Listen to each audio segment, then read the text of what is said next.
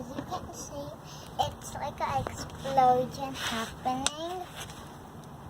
And all of this foam is coming out of here.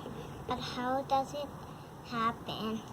When baking soda and vinegar mix together, they make carbon dioxide, and that's why the bubbles come up, and that's why these two products make these bubbles come up. And you can also add it with coloring if you want, and make it like a volcano, just like they did. They made it like a volcano.